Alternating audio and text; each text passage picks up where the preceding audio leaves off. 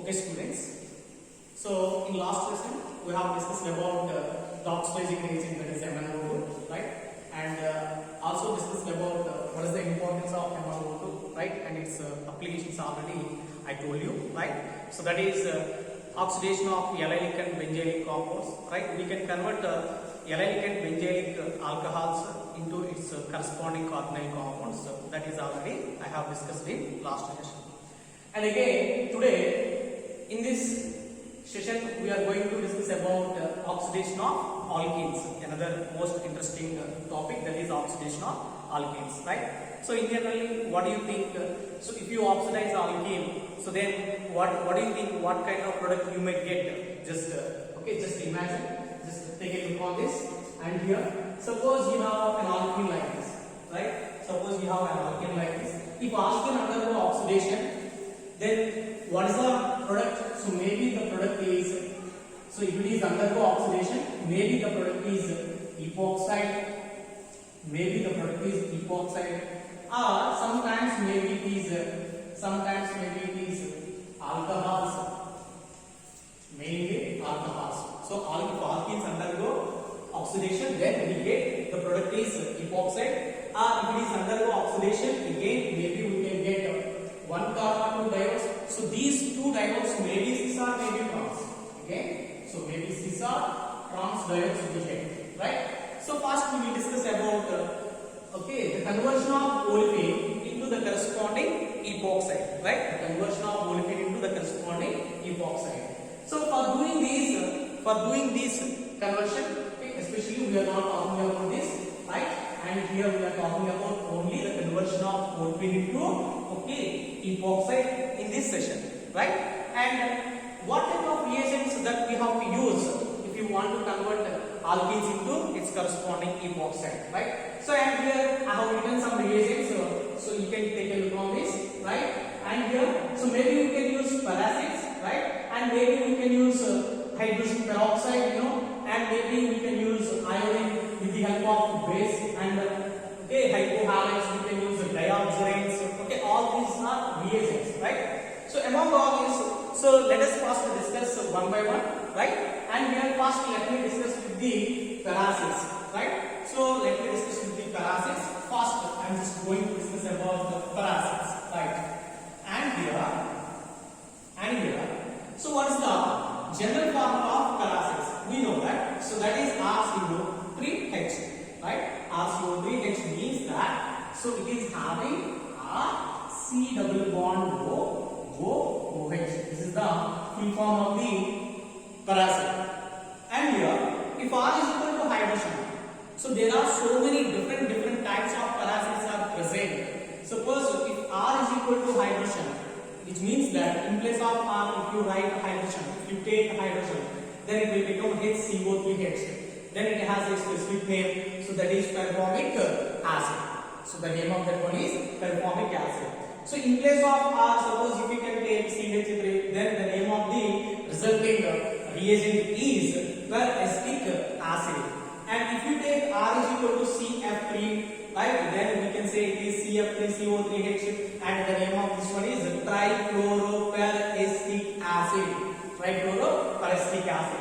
And if you take or if you replace R by MCl, okay, that is called as metachloro. MCl means metachloro. So metachlorobenzoic acid, that is called as MCPBA, right? In place of R, if you have taken MClC6H4 up to this, right? So if you, this is R, okay, up to this R, this is R, okay, and RCO3H. So this means that it is a MCPBA, that is metachlorobenzoic acid, right? And here, okay, let us see first how do you prepare paracids. Okay, so that is, we can say here, preparation of paracids. So even if you want to get a paracid, okay, then first you have to take acetic acid or some acid from carboxylic acid, we can easily prepare paracids. So if you react carboxylic acid, so with the help of hydrogen peroxide, then so what is happening between these two, between carbon and oxygen, again another oxygen will be inserted. So that is RC double bond OO. You can take a look here. So you can see here new oxygen, right? And so with the elimination of with the elimination of water, we get our CW bond OH, right? So in the same manner, so maybe in place of R you can take metachloro, okay, benzoic acid or metachloroic acid, right? Benzoic acid, metachlorobenzoic acid. So if it is reacting with the H2O2, then we get again metachlorobenzoic acid with the elimination of water, right? And so this is the preparation of peracid, right? Now let us discuss about among all these peracids. You know, if you take so the cheapest peracid is only peracetic acid. So we can use so many times only peracetic acid. So PAA. So PAA short term we can write PAA. PAA means peracetic acid. This is the cheap. Why? Because it is commercially available, so it can easily available in the market. So with very less cost, with very less expenditure, we can get this in the market commercially.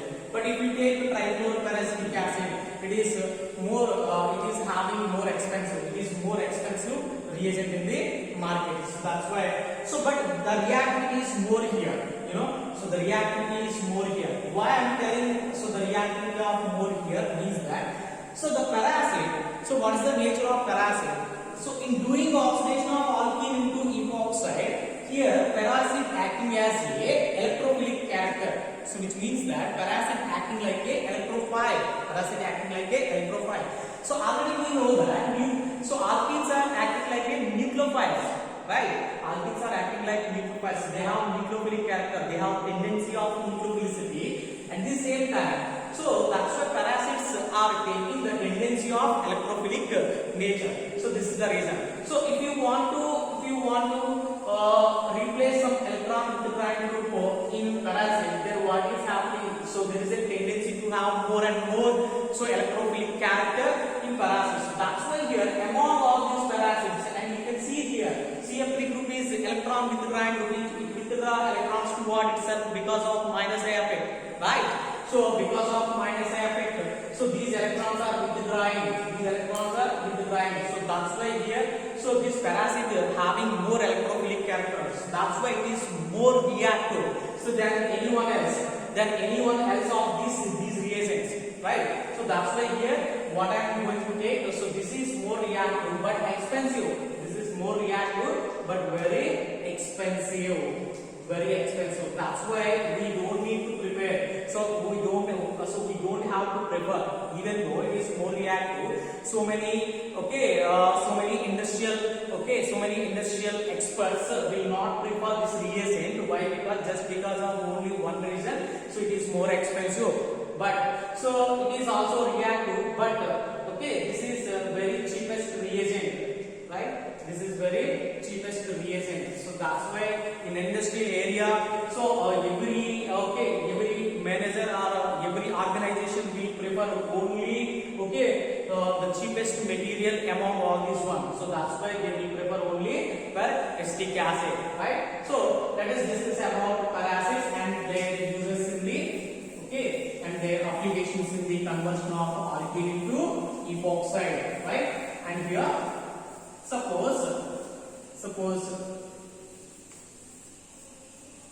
and also MCPBA is also very cheapest reagent, not only peracetic acid and MCPBA. So metachlorobenzoic acid is also commercially available reagent, and so it is also very cheapest reagent. That's why so many experts will always prefer only MCPBA or peracetic acid, right? And here that's why here, so in the conversion of olefin into epoxide, so what is the best reagent that we have to take is that, so one is MCPBA or MCPBA. If it is not available, then you can prefer peracetic acid. These two are very useful reagents, right? Let us see its mechanism. So how we are getting peroxide? So that is explained by the mechanism. And here the mechanism is also called as Prizhov mechanism, right? So it is also called as Prizhov mechanism. I already told you, right? So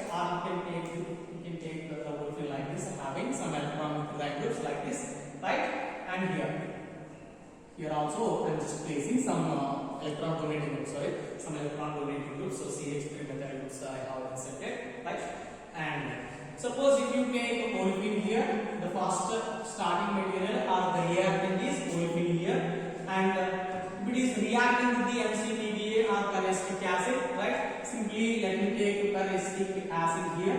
So that is our general acid like this. You can take OH and O is attached to another O and C double bond O and letter. So here R may be okay metachloro group or R may be CH3 group. Simply, so I have replaced with the some R, right? And here, what is happening? What is happening here?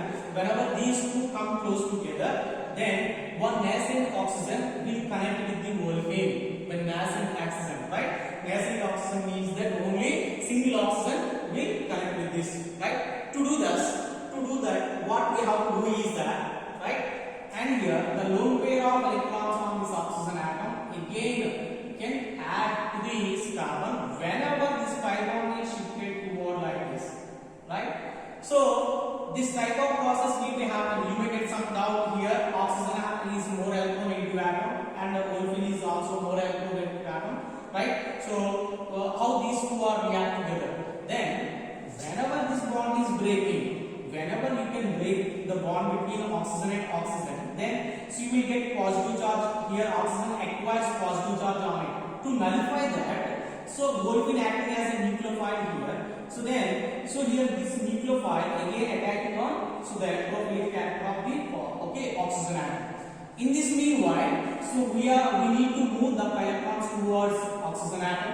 Again, oxygen atom will get negative charge on it.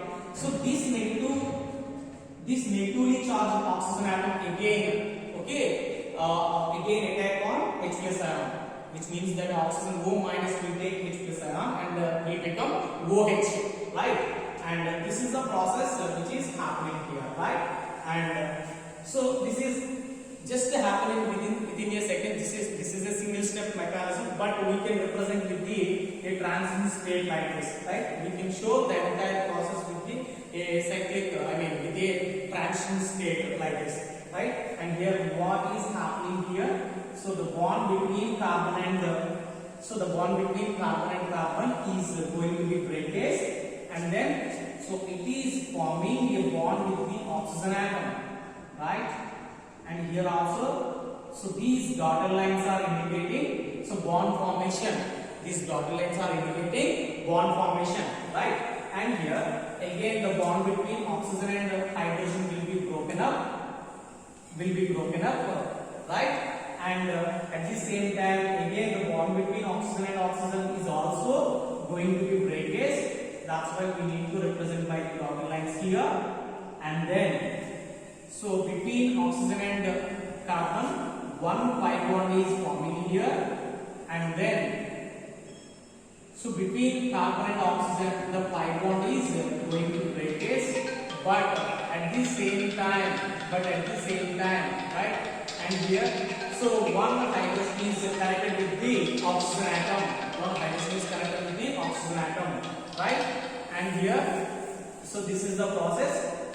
And this is called as some transition state here.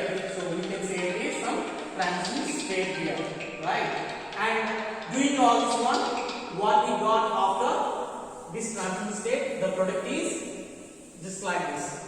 Okay, what is our product? Having two alkyl groups here and with one oxygen atom like this, and finally, R C double bond O, and O is taking H plus ion and is converted to RCOOH. So finally, along with the epoxide, so what we get? We got some carboxylic acid also. So if you oxidize olefins with the peracid, so the resulting products are epoxides and carboxylic acids. So this is the mechanism how we have to do to convert the olefin into its corresponding epoxide. So I think you can understand this, right? Okay, next, having all this knowledge, next we are moving on to the another step. So that is regioselectivity. Is there any regioselectivity present in dealing with the paracids. Yes. So we are having some regioselective reactions here. So regioselectivity. So regioselectivity, we are having some regioselective reactions, right? So what is the meaning of regioselectivity? So regioselectivity means that the reaction in which if we are getting two unequal amount of structural isomers, the reaction which gives two unequal amounts of structural isomers, then we can say it is regioselective reaction, right? So in this process, whenever, and here the regioselectivity is mainly based on the type of double bond, right? So whenever the compound having more than one double bond, then only we can discuss regioselectivity. So the necessary condition to have regioselectivity is that the compound should have two double bonds only, right? So that is the point we have to remember, right? And here also we need to understand one thing. Here. I just want to tell you one thing here. For example,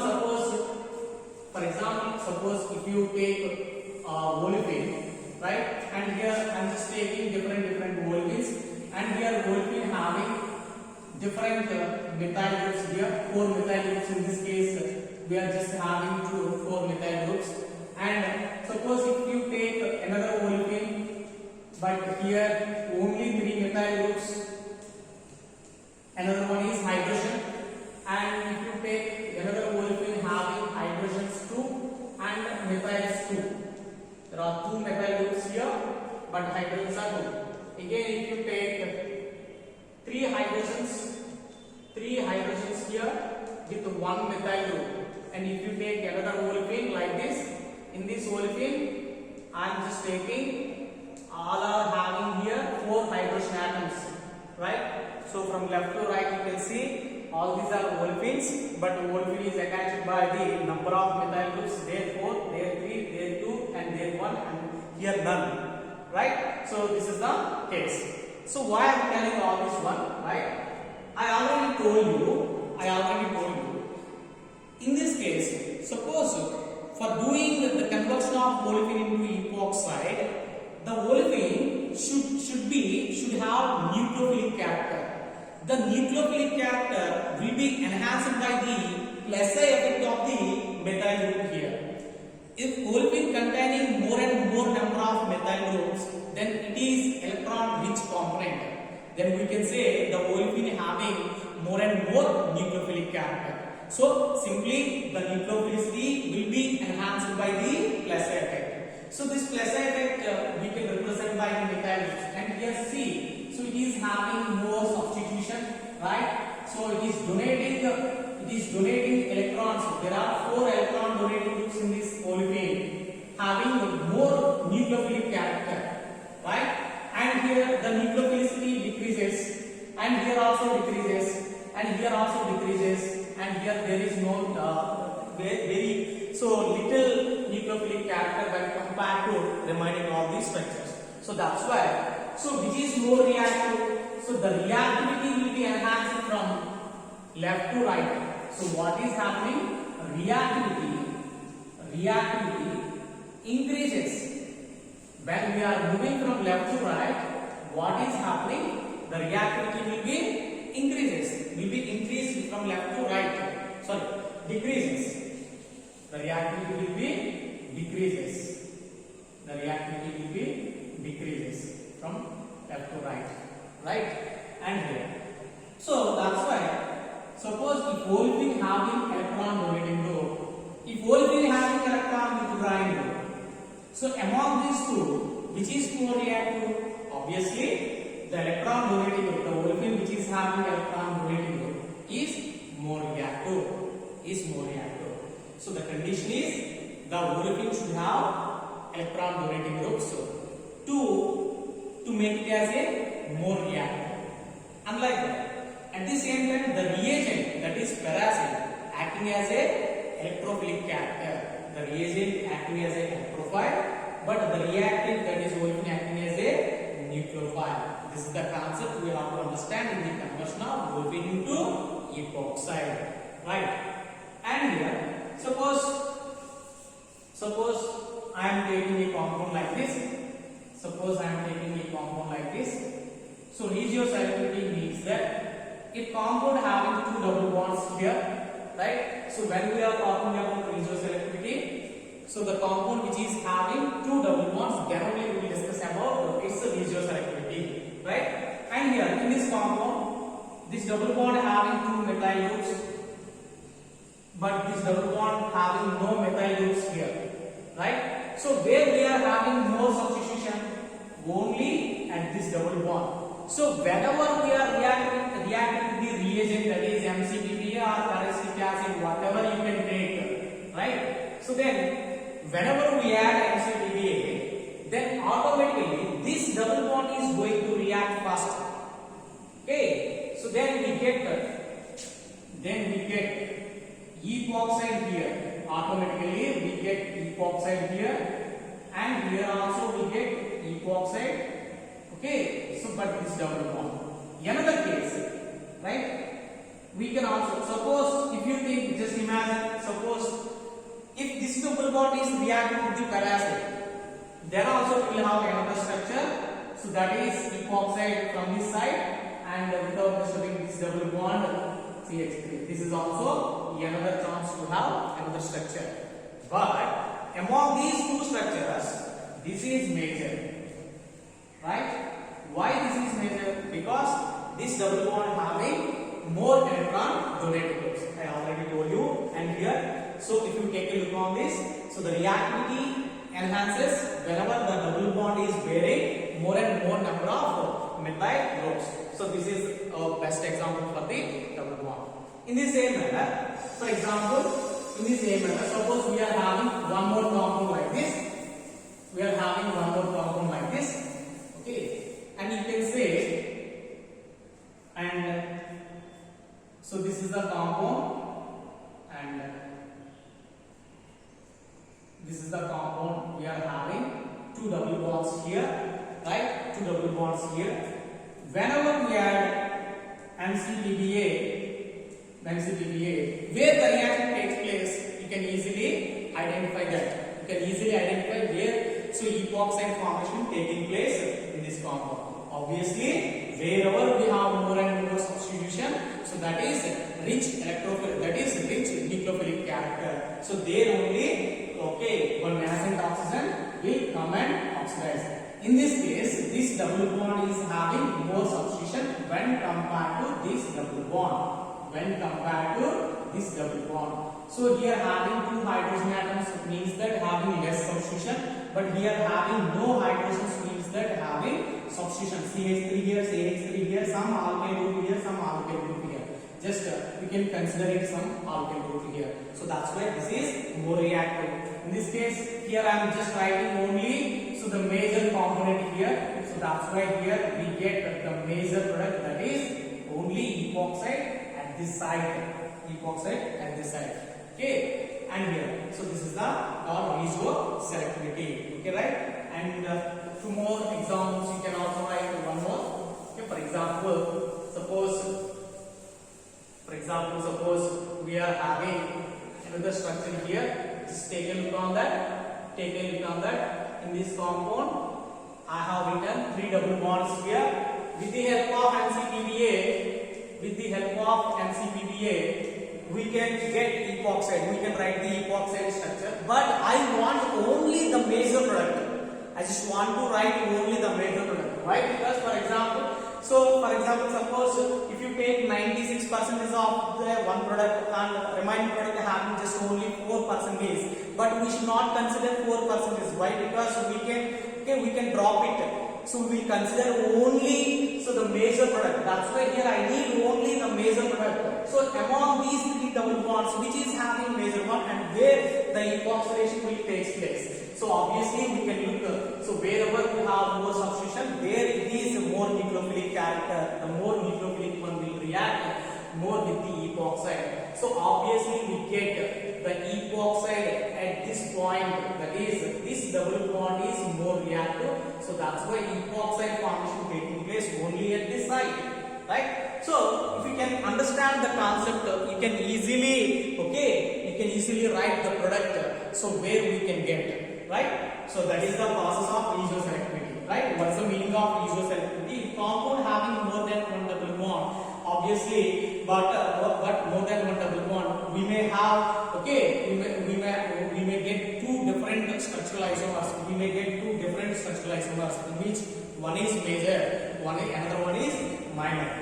Here I am not telling these two are reactive. These two are also reactive, but the percentage is very less. So that's why here I have not written all the products. But where we are reacting, where the reactivity is more, there we get more and more yield of that product. Okay, so that's why here I have written only the major product, right? So this is the concept of regioselectivity. So having the knowledge of regioselectivity, again let me discuss about the stereoselectivity. Is there any stereoselective reactions present with parasites, right? Yes. Suppose along with the regioselectivity, we also need to discuss about its stereoselectivity, right? Parasites are also having some stereoselective reactions. So let me discuss some stereoselective reactions. Stereoselectivity, right? Stereoselectivity, right? And here, so what is the meaning of stereoselectivity? Regioselectivity means that getting to unequal amounts of structural isomers, but stereoselectivity means that so getting two stereoselective isomers, right? Selectively we get two stereoisomers, right? But stereoisomers means that stereo means that volume. Stereo means that volume, which means that spatial arrangement of atoms around a molecule, which means that we are talking about three-dimensional arrangement of atoms around a central atom or around a molecule, around a group, just like that, right? Stereoisomers means that which group is present in the below the plane or which group is present below the plane. So if we talk about like this, then we can say it is stereoisomers, right? The isomers, so which are stereo, okay, which are related to stereo. Stereo means that space, right? And here stereoselectivity, after completion of the product, suppose you got two different stereoisomers, but in which only one is having major, another one is minor. So if stereoisomers are 50-50%, then we should not say it is stereoisomers, right? So the ratio must be unequal. The ratio must be unequal. Then only we can say it is stereoisomers or regioisomers. So the ratio must be unequal, right? And here, for example, suppose here let me take so near the double bond. Suppose I am taking near the double bond. I have some substitution, but here the substitution is some methyl group here, right? Some methyl group here. Here I have a substituent, so that is methyl group here, and this methyl group is present in the above the plane. This methyl group is present in the above the plane. So when I use MCPBA, whenever I am using MCPBA, right? And here the nascent oxygen atom will approaches the olefin. The nascent oxygen atom, right? The single oxygen atom is coming, okay, or is approaching the olefin, okay, either from above the plane, or it may approaches from below the plane. Right? And take a look here. So this is indicating above the plane. This dotted line is indicating below the plane. So it may approaches the olefin from above the plane or may from below the plane. But which is major among these two cases? Which is major one? So that is we have to discuss about. That is coming under stereoisomers. Here I have written two. So here I just want to write. So those two structures here. Suppose first one I am writing in above the plane. So this is above the plane methyl group. Suppose just imagine or take one version, that is the epoxide has come from above the plane only. Suppose the epoxide formation taking place only from the above the plane. This is the first case. Unlike that, suppose if it is approaching from the below the plane, then also we get another structure like this, and we can write it as, so this is epoxide formation. So this is epoxide formation. This is epoxide formation from the below the plane. From the below the plane. Right? Suppose, and here these two are different. And take a look here. This is above the plane. This thick line is indicating above the plane. This dotted line is indicating below the plane epoxide.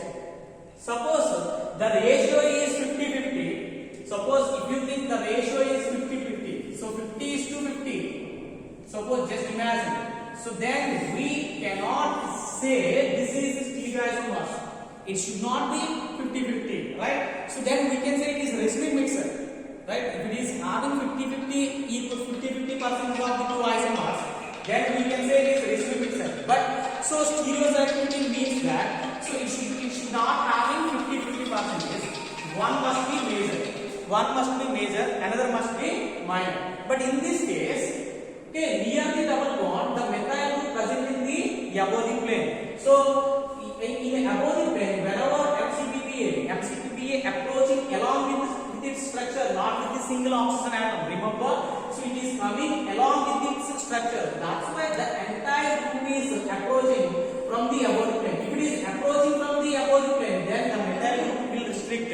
The methyl group will be restricted. So that's why. So this attack is very less. But if it is approaching from the below the plane, there no other methyl group is there. That's why this kind of approach is more and more favorable. So that's why in this case we get the major product is only below the plane epoxide. Why? Because in above the plane already one methyl group is present. So which is restricting or which is opposing so the incoming oxygen atom from the reagent, that is MCPPA. So that's why we can say stereoselectivity means that. So we will have one major, another minor.